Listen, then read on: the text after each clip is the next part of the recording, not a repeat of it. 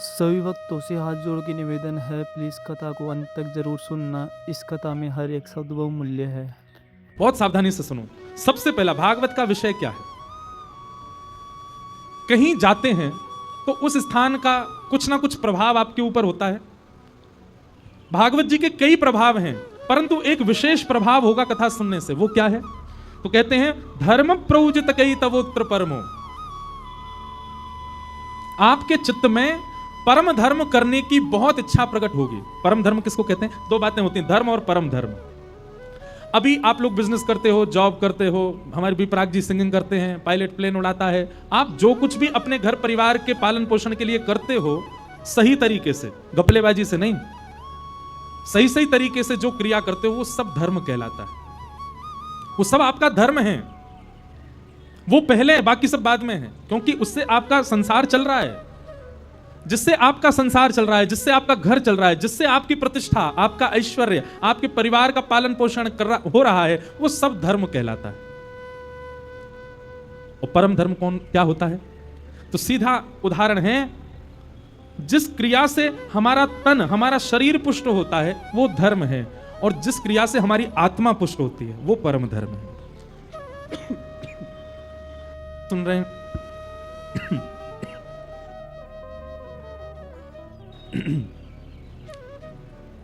हमारी कथा करते करते ये हालत हो गई है। अनवरत चले ही रहे, यहां से वहां, वहां से वहां। तो क्या कह रहा था मैं? धर्म और परम धर्म। जिससे आपका संसार पुष्ट हो रहा है, जिससे आपका तन पुष्ट हो रहा है, वो सारी क्रिया धर्म है।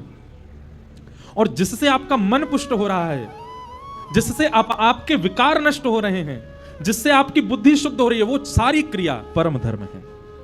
तो श्रीमद् भागवत क्या करती हैं? परम धर्म की स्थिति आपके चित्त में ज्यादा हो जाएगी। तराजू ऊपर नीचे होता है ना, जहां भार ज्यादा वहां की तरफ ज्यादा झुका रहता है। ठीक वैसे ही अभी हमारी स्थिति क्या है? धर्म और परम धर्म बराबर है, पर कथा सुनते सुनते क्या होगा? धर्म का पटला ऊपर जाएगा, परम धर्म का नीचे आएगा। मतलब जिससे मन पुष्ट हो, जिससे बुद्धि पुष्ट हो, जिससे विकार नष्ट हो, जिससे आत्मा शुद्ध हो, वो करने का ज्यादा मन करेगा।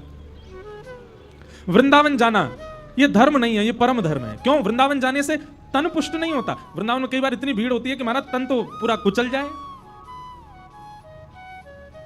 कई बार आप लोग अपने उन मित्रों को वृंदावन ले जाते हो जो कभी गए नहीं है।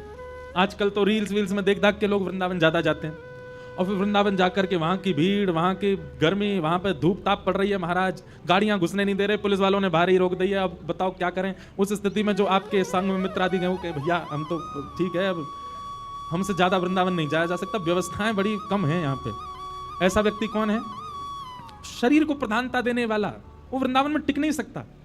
उसको वृंदावन के स्वाद, वृंदावन के व्यंजन, वृंदावन की व्यवस्था, वहां पे मन लग ही नहीं सकता। पर मन से वृंदावन के स्वरूप को जानने वाला, और धूप में भी खड़ा रहेगा, उसको उसमें भी आनंद है। राधा वल्लभ जी में, बिहारी जी में झोंका पड़ रहे हैं, महाराज पीछे से रेला का रेला पूरा धक्का दे रहा है, तब भी लग एक झलक दिख जाए बिहारी जी की। क्यों? तन प्रधान नहीं है, मन प्रधान। वहीं थिएटर में मूवी देखने जाओ, आपकी सीट के आगे वाला खड़ा हो जाए तो ए भैया बैठ जा, बैठ जा, ए भैया तेरे हाथ जोड़े बैठ जा, पैसा देख के आए यार 3 घंटा की पिक्चर देखने।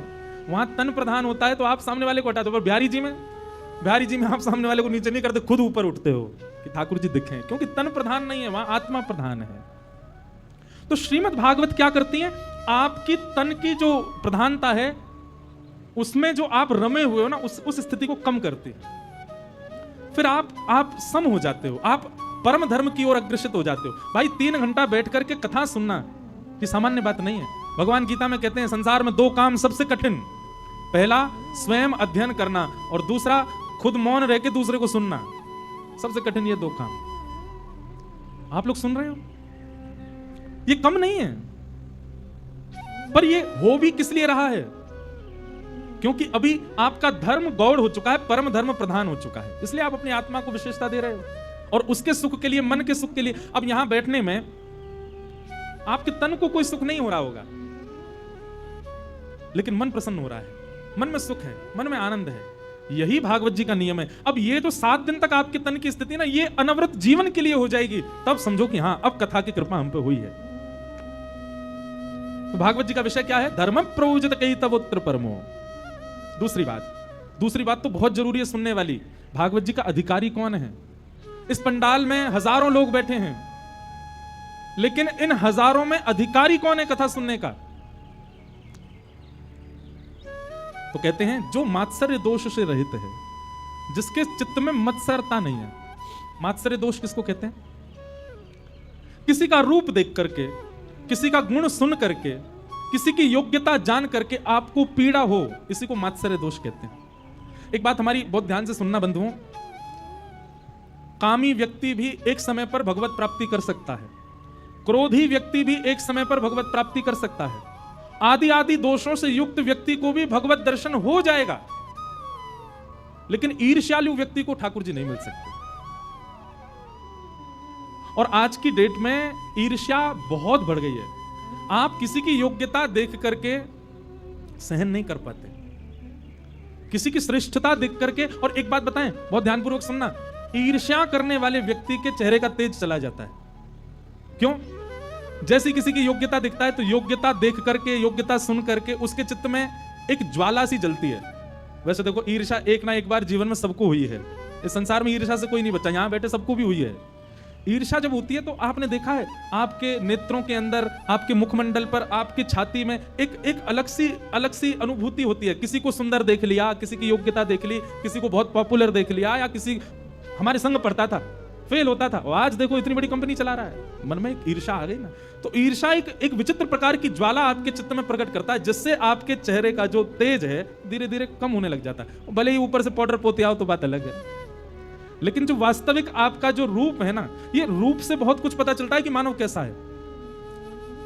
कामी, क्रोधी, लोभी, मोही, सब आपकी आकृति बता देती है चेहरे की। आप कहोगे कौन बताता है? फेस रीडिंग करने वाले नहीं। भजन करते करते करते आप नाम जप इतना कर लो, नाम जप का ये प्रभाव हो जाएगा कि आप फिर जिसको देखोगे ना, आप अपने आप आकलन लगा लोगे, इसके चेहरे के हाव भाव से लगता है इसमें क्रोध बहुत है। ये विवेक बुद्धि जागृत हो जाती है भजन से। हम नीचे नहीं बोलेंगे, मंच से बोल देते, पर कई लोग मिलने आते हैं, प्रणाम करते हैं ना, तो इतना तो कथा करते करते मुझे भी अनुभव हो गया कि चेहरे से मैं भी पता मुझे चल जाता है कि ये व्यक्ति किस स्थिति में ज्यादा है। वो बात अलग है कि मुझे दोष नहीं देखना चाहिए, सबको हम प्रणाम करते हैं, सबको वंदन करते हैं, पर हम महिमा बता रहे हैं भजन मार्ग की, भक्ति मार्ग की, कि इस पर चलने से व्यक्ति को इतना अनुभव तो हो जाता है कि आप व्यक्ति को पहचान जाओगे कौन सद है कौन असद है। ईर्ष्या दोष, ईर्ष्यालु व्यक्ति को कथा सुनने का अधिकार नहीं है। आप कहोगे महाराज जी यहां कोई जांच करने वाले तो खड़े नहीं है जो जांच करें। हाँ भाई, इसमें ईर्ष्या अंदर मत, यहां तो सब आएंगे। कोई 6th क्लास में पढ़ने वाला बालक 6th क्लास पास आउट नहीं हो, 7th में गया ही ना हो, 8th क्लास की किताबें देखी नहीं, सीधे 9th में बैठ जाए, क्लास में तो बैठ जाएगा पर पढ़ाई समझ में नहीं आएगी। जिसने अपने लाइफ में कॉमर्स नहीं पढ़ी होगी या वो स्ट्रीम नहीं ली हो, वो चार्टर्ड अकाउंटेंट की कोचिंग क्लास में चला जाए, उसको समझ आएगा? नहीं आएगा। ठीक वैसे ही आप कथा में आके बैठ जाएंगे, कथा भी आपको जचेगी क्योंकि चरित्र इतने सुंदर हैं कि आपका मन लगेगा, लेकिन आप इंप्लीमेंट नहीं कर पाओगे अपनी लाइफ में अगर आपके चित्त में ईर्ष्या होगी तो। आप यहां से बाहर निकलते, सुनी थी बात, सिर भी हिलाया था, अच्छी भी लगी थी, पर अपनी लाइफ में धारण कर लो, वो नहीं हो पाएगा। क्यों? आपके चित्त में जो ईर्ष्या है वो उसको करने से रोकेगा। अब बात आती है कि महाराज जी फिर ये ईर्ष्या नष्ट हो कैसे? ईर्ष्या का भाव चित्त से जाए कैसे? एक ही उपाय है हमारे पास, तो सत्संग की अवधि बढ़ा लो, जितना ज्यादा हो सके जीवन में फिर सत्संग का भाव बढ़ाओ। सत्संग करते करते करते करते करते करते एक समय ऐसा आएगा कि फिर आपको जिसको देख के ईर्ष्या होती थी, फिर उसको देख करके भी उससे ईर्ष्या भावना होकर उसमें भी गुण भाव होगा। और नहीं तो इन कथाओं में ही आप टेस्ट कर लो। आज जब जाओ कथा से अपने घर, तो वो व्यक्ति जिससे भी आपको ईर्ष्या होती है, कोई तो होगा ऐसा जिसको देख के सुहाता ही नहीं है बिल्कुल, उसका फोटो देखना एक बार और थोड़ी देर देखते रहना, और फिर ये विचार करना इसमें गुण क्या है। अवगुण तो मुझे बहुत सारे दिख गए इसमें, लेकिन इसमें गुण क्या है? और कहीं आपको अगर गुण दिख गया तो बस समझ जाना अब कथा आपके ऊपर असर करेगी, धीरे धीरे ईर्ष्या दोष नष्ट हो जाएगा। सत्संग में, कथा में, भजन मार्ग में, भक्ति पथ पर ईर्ष्यालु व्यक्ति भगवत प्राप्ति में पीछे छूट जाएगा, नहीं मिलेंगे उसको ठाकुर जी। अच्छा, ईर्ष्या भी कई बार भक्तों में भी ईर्ष्या होती है।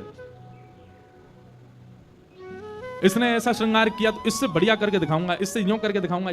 ये दोष तो नहीं है, पर यह भी नहीं होना चाहिए।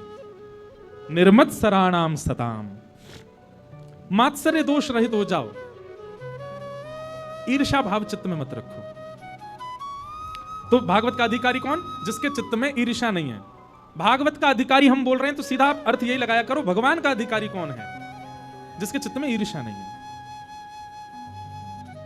निर्मत्सराणाम सताम। अब तीसरी बात, श्रीमद् भागवत जी कथा सुनने के पश्चात, कथा सुनने के उपरांत हमें क्या प्राप्त होगा भागवत जी से, और क्या प्राप्त होगा ये बात एक है, हमें क्या मांग करनी चाहिए भागवत जी से। तब यहां कहते हैं वैद्यम वास्तवमत्र वस्तु शिवदम, ठाकुर जी से संबंध की कामना करनी चाहिए। किसकी कामना? संबंध।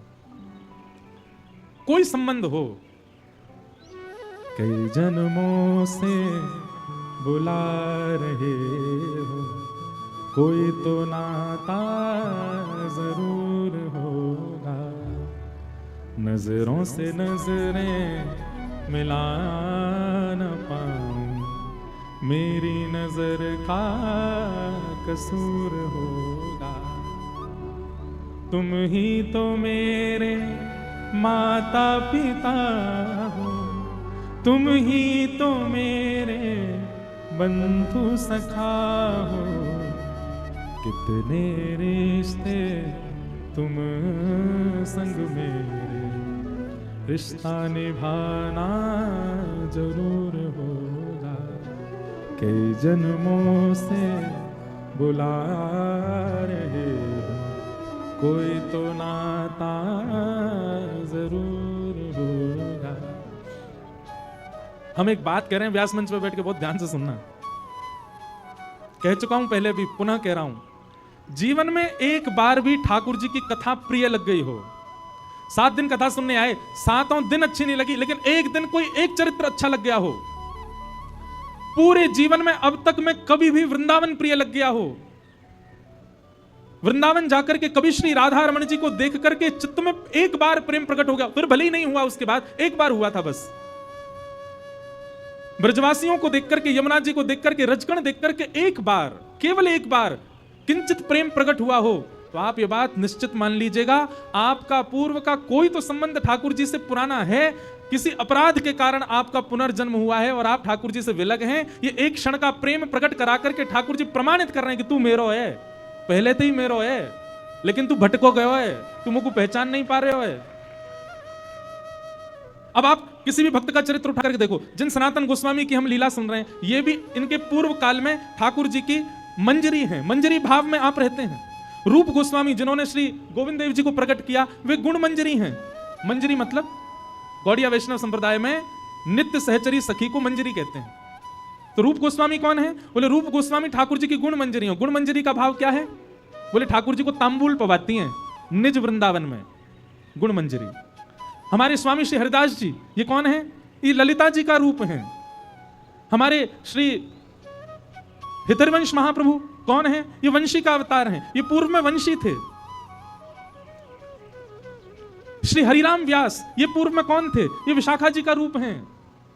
इसका मतलब क्या है? इससे यह बात प्रमाणित होती है कि हमारे मस्तक पर उर्दपुंड है, गले में कंठी माला है, नाम जप के प्रति निष्ठा है, कथा के प्रति प्रेम है, वृंदावन के प्रति अगाध इच्छा है। तो इसका मतलब हम कोई गुणमंजरी या कोई मंजरी नहीं है, कोई सखी नहीं है, पर हाँ ठाकुर जी की नित्य लीला में कोई सेवा, दूर की सेवा हो भले। अब जैसे ललिता जी की तो नित्य सेवा है, वो ठाकुर जी के चरण पकड़ लेती हैं, पर ललिता जी के भी कोई चरण दबाती होगी, उस ललिता जी की दासी की भी कोई दासी होगी, उनकी दासी की भी कोई दासी होगी, उस दासी के हम दास रहे होंगे। इसीलिए इस जन्म में हमको वृंदावन प्रिय लग रहा है। हम अपनी बताएं, जो अष्ट सखा है ना, इनकी बड़ी कृपा है हमारे ऊपर।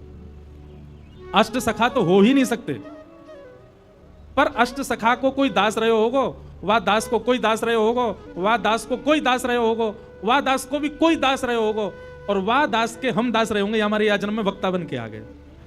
ये कृपा भैया। और तभी इनके पदन के प्रति जो रुचि है, इनके भाव के प्रति जो रुचि है, जो भाव मंच पर मुझे कई बार खुद नहीं पता होता ये भाव कैसे प्रकट हो गया, तब इसका अभिमान नहीं करना है अपने चित्त पर कि ये भाव प्रकट हो गया, ये प्रेम प्रकट हो गया तो इसका मतलब हम बहुत ऊंचे भक्त हैं ठाकुर जी। नहीं, बल्कि ठाकुर जी के आगे अनुग्रह करना चाहिए। कोई अपराध बना था ना मेरा, जिसके कारण अब मुझे भटकना पड़ रहा है नाथ।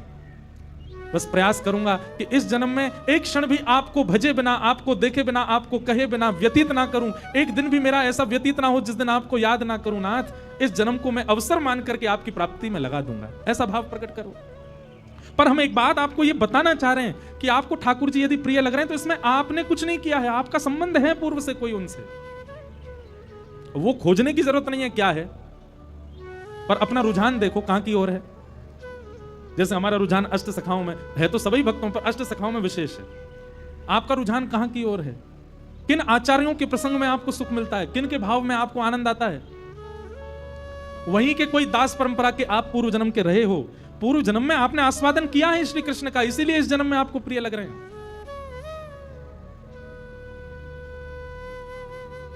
हमारे बी पराग जी पूर्व जन्म में ठाकुर जी के गवैया ही रहे होंगे, ठाकुर जी को इनने रिझाया ही होगा, ठाकुर जी के सन्मुख बैठ करके खूब रिझाया होगा। इसीलिए इस जन्म में श्री जी इतनी प्रिय हैं। इतना सब कुछ मिल जाने के बाद व्यक्ति भक्ति भाव नहीं करता। शास्त्र आज्ञा करते हैं बहुत व्यवस्थाओं में रहने वाला व्यक्ति भजन नहीं कर सकता, लेकिन बहुत व्यवस्थाओं में रहने वाला व्यक्ति यदि भजन कर रहा है तो इसका मतलब वो ठाकुर जी की इच्छा से ही कर रहा है और वो उसके पूर्व जन्म का प्रारब्ध है। तो ये निश्चित ही पूर्व जन्म से ही ठाकुर जी को सुनाते आए होंगे और इस जन्म में जो इनका रुझान ठाकुर जी के प्रति, कथा के प्रति, श्री जी के प्रति बरसाने के, मुझे एक दिन बोले, अब ये कोई ऐसा नहीं कि आपको यहां से जो भी कहा जा रहा है वो इसलिए क्योंकि बहुत लोग प्रेरणा मान करके जीवन में उतारते हैं, इसलिए यहां से हम सबकी बात कहते हैं। एक दिन आपका फोन है, महाराज जी अमेरिका से लौट करके आए। मैंने की तो मैं तो महाराज जी ऐसे छटपटा रहा था कि कब मेरा शो पूरा हो और मैं भारत जाऊं। बोले भारत के लिए तो छटपटा है, भारत में भी मेरा ये था भाई गाड़ी लगाओ और एयरपोर्ट पर सीधे पहले बरसाने जाऊंगा। और बरसाने जाकर के मैंने की तो फिर बोले बरसाने जाके पहले श्री जी को निहारेंगे और फिर महाराज जी वहां पे हमारा पेट हो गया गड़बड़, वहां भोजन पानी बढ़िया मिला नहीं, श्री जी के चरणों की प्रसादी पाएंगे तब मन में शांति होगी। बोले पहला कवल जैसे श्री जी की प्रसादी का डाला, मैं आपको बता नहीं सकता, ऐसा लगा कि मानो वैकुंठ में आ गया हूं, गोलोक धाम में आ गया हूं। मैंने कहा बताओ कहां लोग भागे जा रहे हैं विदेशों में, और आप विदेश से भाग के आ रहे हो कि हमें वृंदावन चाहिए। इसका मतलब क्या है भाई? चुंबक यदि कहीं रखी है तो आसपास लोहा होगा, तो लोहा नहीं चाहेगा कि मैं जाऊं, चुंबक ही खींच लेती है। हमारे लाल जी ही चुंबक हैं। अपने मन से जो जा रहा है वो अलग विषय है, पर जिसको ठाकुर जी खींच रहे हैं, जो खूब व्यस्त है फिर भी ठाकुर जी खींच रहे हैं, तो समझ लो कि बस ठाकुर जी पकड़ ही रहे हैं, बुला ही रहे हैं, ठाकुर जी खींच रहे हैं। वैद्यम वास्तवमत्र वस्तु शिवदम। श्रीमद् भागवत जी की कथा सुनने का केवल एक प्रयोजन होना चाहिए कि हमें ठाकुर जी से कोई संबंध मिले। और बंधुओं उस संबंध को आप आज ही बनाइए। चलो आज विचार कर लो, आपको क्या लगता है ठाकुर जी को देखते हो तो कौन दिखता है आपको? पहले दर्शन में भगवान दिखते हैं, लेकिन दूसरे दर्शन में आपको कौन दिखते हैं? आपको सखा दिखता है, आपको प्रियतम दिखता है, आपको लाला दिखता है, आपको मित्र दिखता है, कौन दिखता है? विचार करो और विचार करके फिर जो दिखता है उस संबंध को आज से प्रमाणित करो।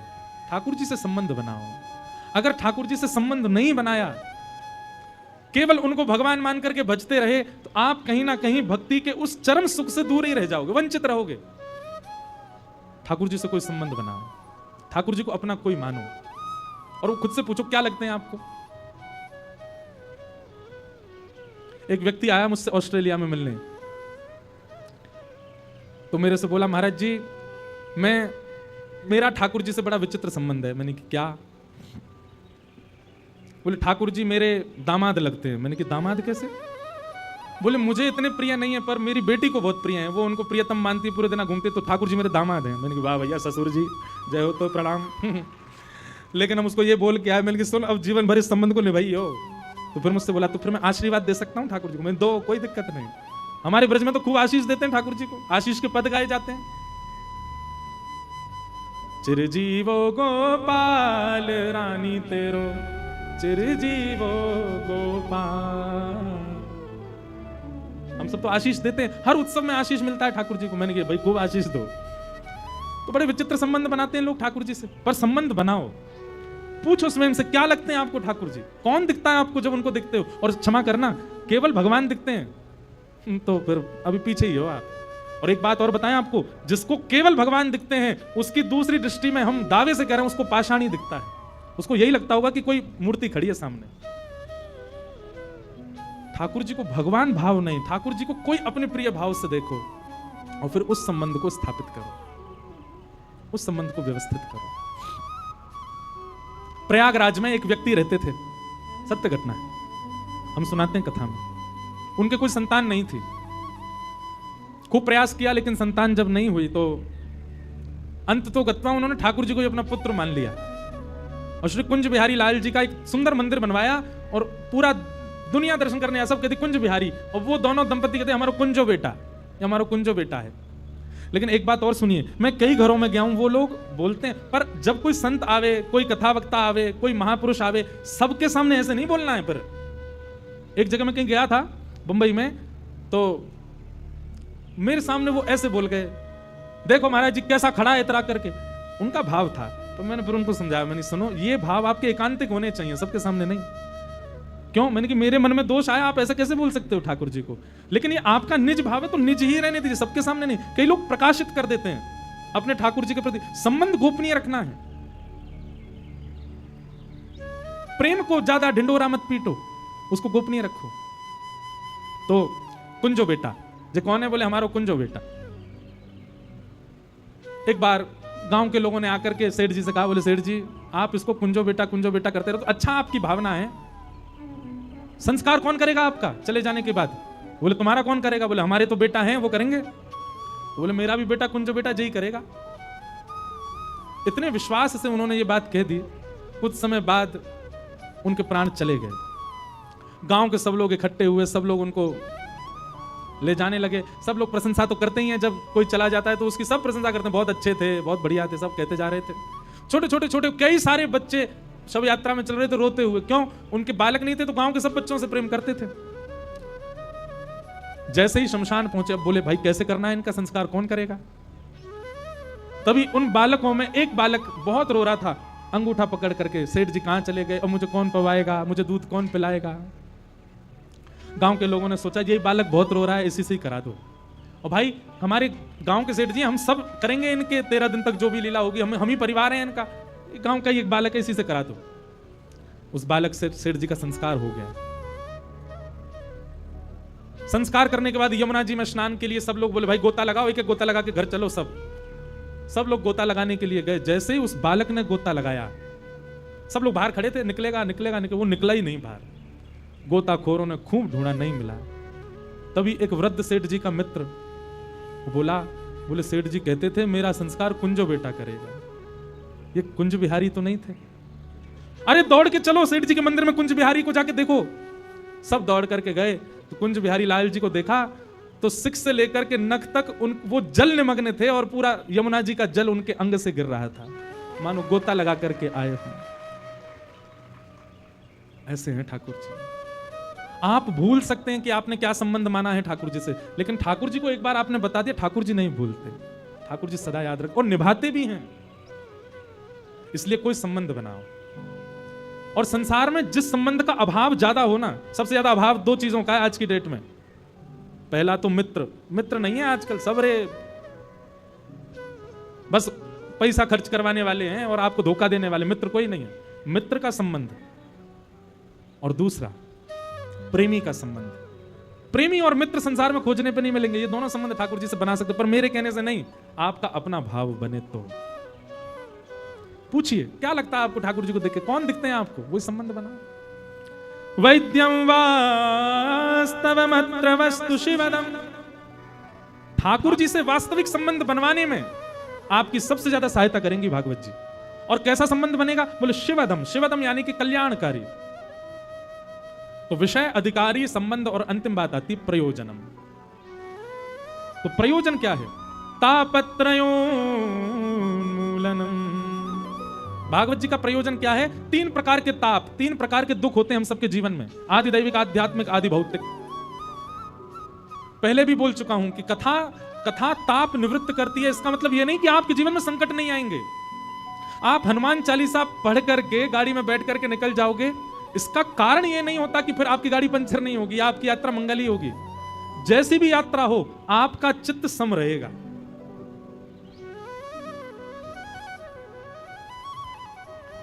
समत्व सिखाती हैं भागवत जी कथा। वैद्यम वास्तवमत्र वस्तु शिवदम तापत्रयोन्मूलनम। श्रीमद्भागवते महामुनि कृते किंबा परिरीश्वर सद्यो हृदयवरुध्यते त्रिकृतिभिः शुश्रूषु विस्तच्छणात्। आप सब लोग जितने भी यहां बैठे हो कथा में, सब हम कह रहे हैं आप भाग्यशाली हो, सब भाग्यशाली हो, पर किस लिए भाग्यशाली हो? तो भागवत जी कहती हैं, व्यक्ति जैसे ही कथा में आकर के बैठ जाता है और कथा में बैठ करके उसका कथा में यदि मन लगने लग जाता है, तो यही मानना चाहिए कि उसका मन नहीं लगा है, चित्त में ठाकुर जी बैठे हैं, इसीलिए उसका बैठने का मन हो रहा है, इसलिए उसकी बैठने की इच्छा हो रही है। सद्यो हृदय वरुध्यते त्रिकृतिभिः। कथा सुनने की इच्छा मात्र से कथा में रुचि बढ़ना, ये कब होता है? बोले ठाकुर जी बैठ गए चित्त में। बंधुओं, कथा सुनते समय सप्ताह के लिए आप इतने पवित्र हो कि ठाकुर जी चित्त में बैठे हैं, पर होता क्या है, 7 दिन के बाद जब पुनरावृत्ति वही संसार की होती है, वही ठाकुर जी फिर त्याग कर देते। मतलब कथा सुनना एक प्रकार का अवसर है कि ठाकुर जी चित्त में आ गए, बस अब उनको पकड़ के रखो, वो भागे नहीं वहां से, चित्त छोड़ के जाए नहीं। उसके लिए उपाय एक ही है कि जो सुना, कथा में जब तक बैठे तब तक ठाकुर जी चित्त में है, पर बाहर जाते आप सुनी हुई बात को जब अनसुना करके वही दोहराते हैं जो संसार का है, ठाकुर जी चले जाते हैं।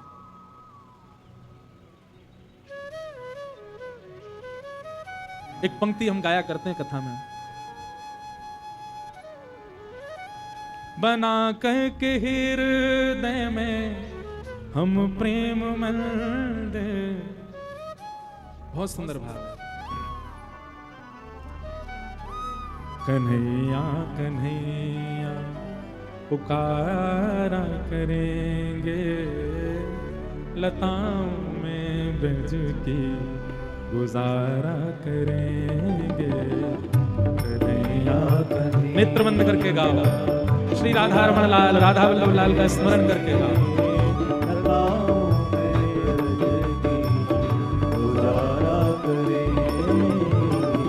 कन्हैया कन्हैया पुकारा करेंगे, लताओं में ब्रज की गुजारा करेंगे। कन्हैया कन्हैया पुकारा करेंगे, लताओं में ब्रज की। उच्च स्वर में गाओ मेरे साथ।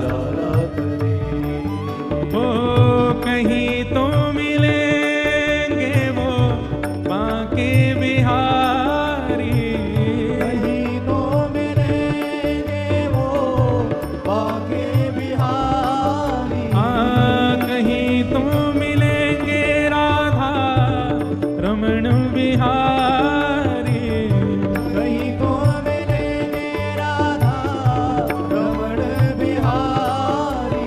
उन्हीं के चरण चित लगाया करेंगे, उन्हीं के चरण चित लगाया करेंगे। हाँ उन्हीं के चरण चित लगाया करेंगे, उन्हीं के चरण चित लगाया भाव से कैसे? कन्हैया कन्हैया पुकारा करेंगे, लताओं में ब्रज की गुजारा करेंगे। कन्हैया कन्हैया पुकारा करेंगे, लताओं में ब्रज की गुजारा। श्री वृंदावन बिहारी लाल की।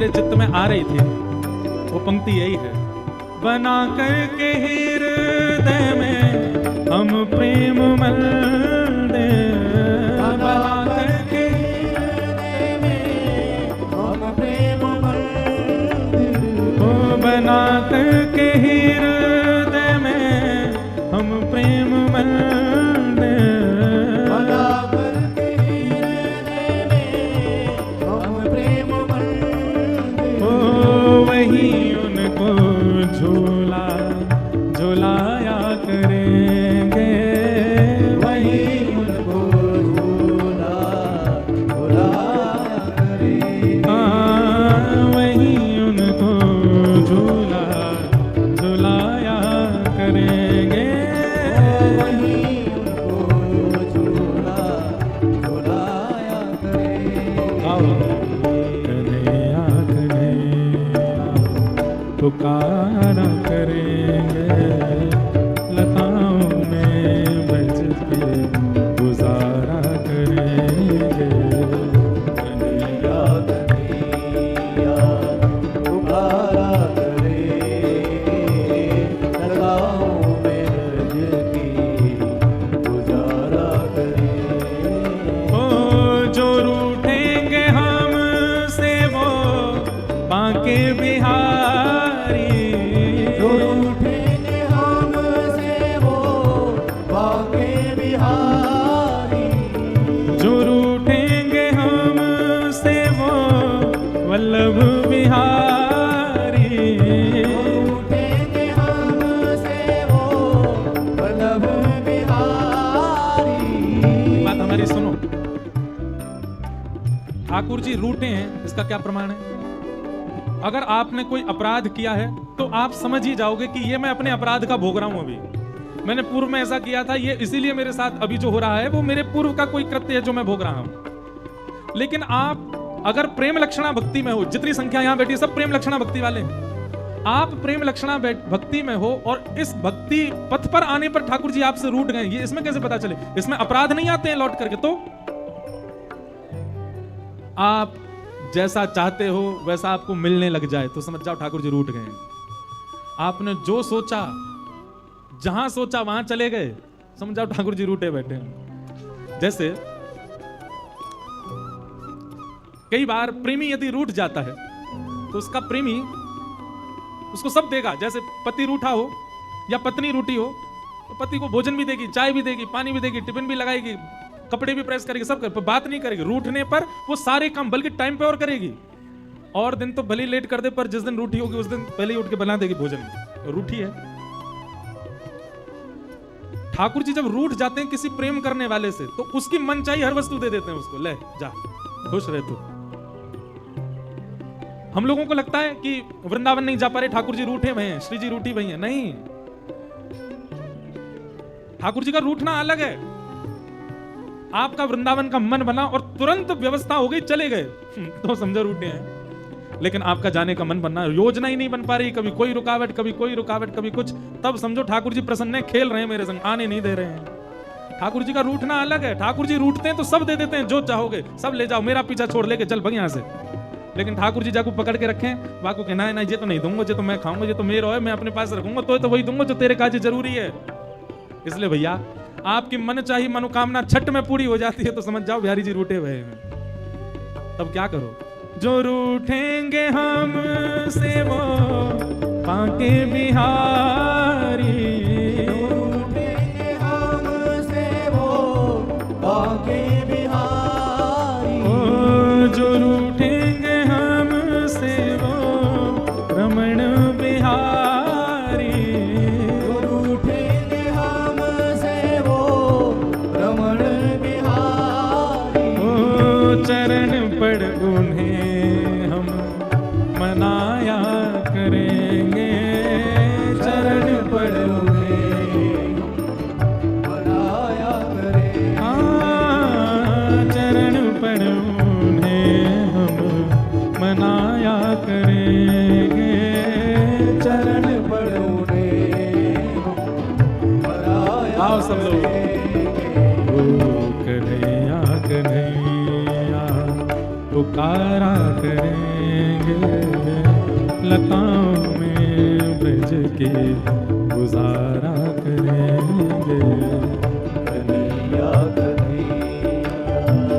पुकारा करेंगे, लताओं में ब्रज की गुजारा करेंगे।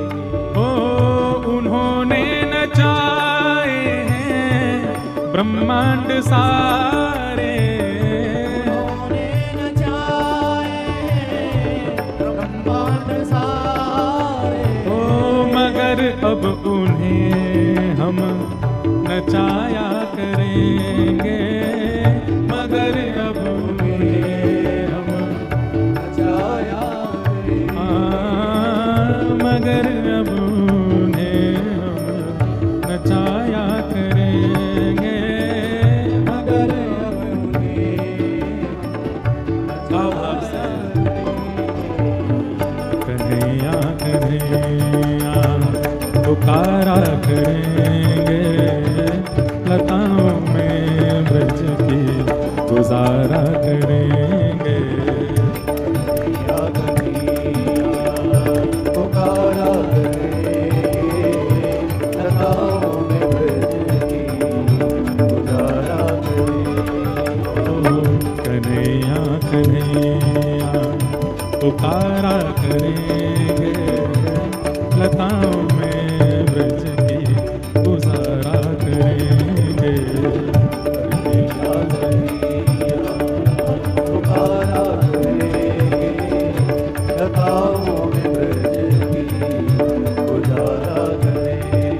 हे वृंदावन चंद भजो राधे गोविंदा, वृंदावन चंद भजो राधे गोविंदा, हाँ वृंदावन चंद भजो राधे गोविंदा, वृंदावन चंद भजो राधे गोविंदा, प्यारे राधा रमण लाल भजो राधे गोविंदा, राधा रमण लाल भजो राधे गोविंदा, श्री राधा रमण लाल भजो राधे गोविंदा, राधा रमण लाल भजो राधे गोविंदा, प्यारे राधा वल्लभ लाल भजो राधे गोविंदा, राधा वल्लभ लाल भजो राधे गोविंदा, प्यारे राधा वल्लभ लाल भजो राधे गोविंदा, राधा वल्लभ लाल भजो राधे गोविंदा, हे वृंदावन चंद भजो राधे गोविंदा, वृंदावन चंद भजो राधे गोविंदा, हे वृंदावन चंद भजो राधे गोविंदा। वृंदावन चंद भजो राधे गोविंदा, जय राधे राधे राधे राधे राधे गोविंदा, राधे राधे राधे राधे गोविंदा, जय राधे राधे राधे राधे राधे गोविंदा, राधे राधे राधे राधे राधे गोविंदा, बोलो राधे राधे राधे राधे राधे गोविंदा, राधे राधे राधे राधे गोविंदा, अब भजो राधे राधे राधे राधे राधे गोविंदा, राधे राधे राधे राधे गोविंदा, हे वृंदावन चंद भजो राधे गोविंदा, वृंदावन चंद भजो राधे गोविंदा, श्री राधा रमण लाल भजो राधे गोविंदा, राधा रमण लाल भजो राधे गोविंदा, हे राधा रमण लाल भजो राधे गोविंदा, राधा रमण लाल भजो राधे गोविंदा, हाँ राधे गोविंद भजो राधे गोविंदा, राधे गोविंद जय भजो राधे जय श्री राम, जय जय श्री राम, जय जय श्री राम। ऐसी ही कथाएं और पाने के लिए प्लीज़ चैनल को सब्सक्राइब ज़रूर कर दीजिए ताकि आपके जीवन को कलयुग से बचाने की जिम्मेदारी श्रीमद् भागवत जी ले सके।